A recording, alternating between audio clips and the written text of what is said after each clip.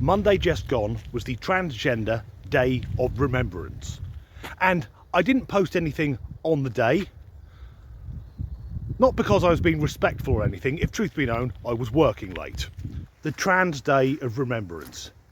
How much attention do the TQ cult need? Is there any day of the year they're not going to try and lay claim to? Because there's no Gay Day of Remembrance, or Lesbian Day, or Straight Day of Remembrance.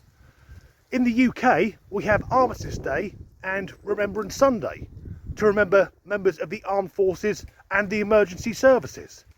And yes, in developing nations, trans people are often murdered. Usually they're working as prostitutes, sex workers. But in the Western world, women working as prostitutes are 18 times more likely to be murdered than those who aren't. And an uncomfortable truth for the people who claim to be oppressed all of the time is that in the Western world, if there is a murder between, I'll say it, a cis person and a trans person, statistically, the trans person is more likely to be the perpetrator. So today, we'll take a brief look at the violence coming from the TQ cult, and in no way am I saying all trans people are violent, far from it. What I am saying is that community simply does not police itself, and for people claiming to be oppressed victims, there's a disproportionate amount of violence being meted out on others from the confused men in dresses.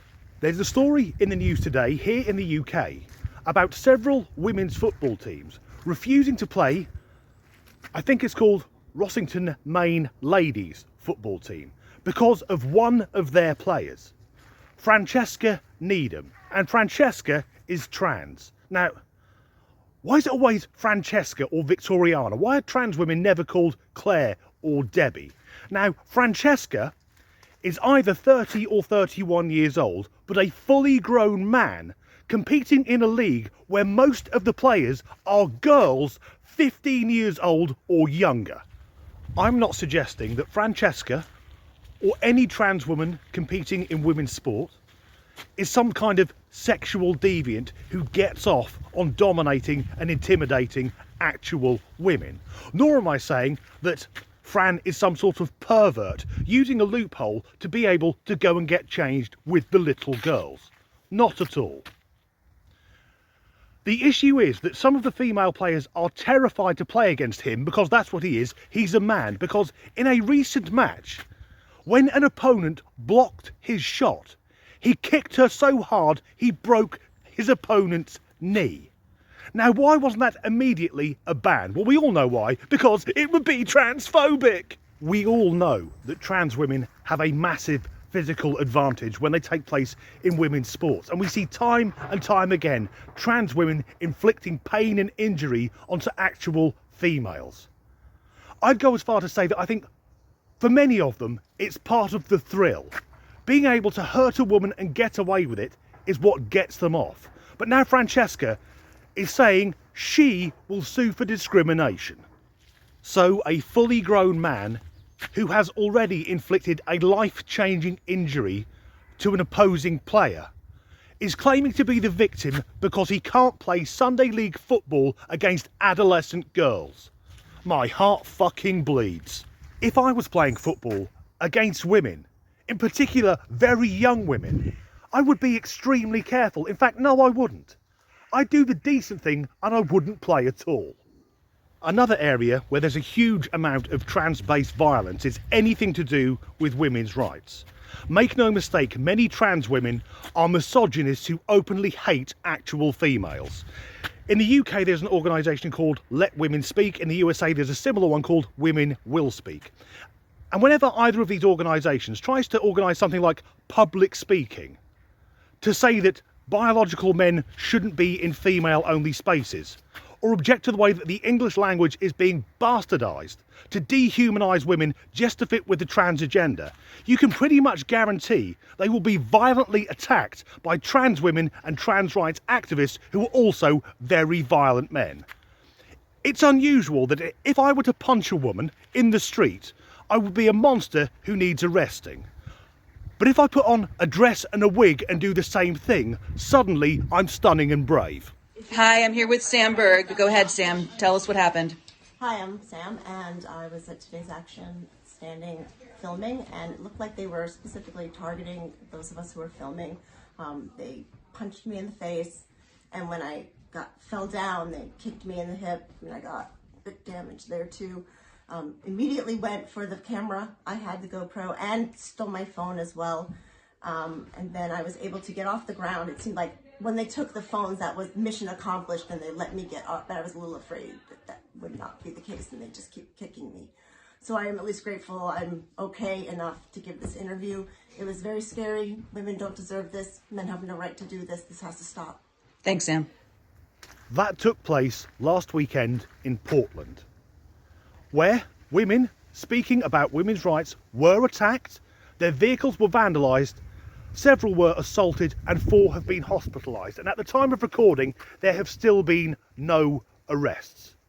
Why is that? Well, firstly, as we heard, the trans rights activists stole the cameras and phones, therefore removing the evidence. I also suspect the police won't move in because they'll be accused of being transphobic. Men getting away with being violent to women. There are no jokes in this bit because it's fucking disgusting. So let's try and lighten the mood a little. Now for me, unless you're a rock star and 1973 has come round again, there's no excuse for trashing a hotel room. But that's what we're about to watch. It's a trans woman who not only destroys someone else's property, but feels justified in doing so because she faces discrimination. I'll give you the context after we've seen the wanton destruction that she metes out. Alright, so cheers to tricking that fucking dumbass nigga. Should I do? Should I break the TV? This is for all trans women in the world to get this suspected. That's a bottle right now. How? Who wants to fuck with the dog? Just shove it. Let me shove the towel onto it. Hold on. Bitch, I'm a gumbo. Fuck everywhere. How? Fucking wall. Wanna rip this out of the fucking wall? Rip that out of the fucking wall. Bitch, give me the fucking phone home. Give me the phone home. Bitch. How ass bitches. How asshole. We need more shit in the fucking toilet, bitch. Let's put the phone in there too. Put everything in there. Break this up fucking wall. I can. How? We'll gloss over that at the beginning of that clip, that was a white person using the N-word and also swearing more than I do. The context is this. That trans woman booked the hotel because she was on a date with a man. The man then found out that his date was trans and cancelled. And that's why the trans woman caused thousands of dollars worth of damage to a hotel room. Because a straight bloke wasn't going to fuck him. I don't know what that trans woman was thinking, but generally, straight men don't like cock. Straight women aren't attracted to trans women because they're men trying to look like women. The same applies to lesbians. In fact, virtually no one finds trans women attractive. But it does raise the question, if we're constantly being told that trans women are women, why aren't they all fucking each other? And if that trans woman could have passed himself off as a woman, at what point did he think it was all going to go okay? After they'd been out for a lovely meal, at some point in the hotel room, he's going to have to explain he's got a raging hard-on. So all that anger and rage was taken out on the hotel room. So some poor sod on minimum wage has got to tidy it all up. Like I said, I'm not suggesting that most trans people are violent, but some are. Yet they constantly play the victim card.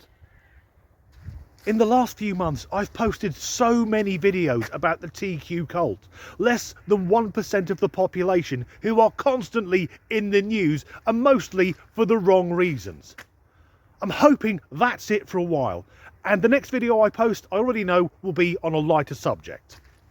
Racism. As ever, thanks for watching.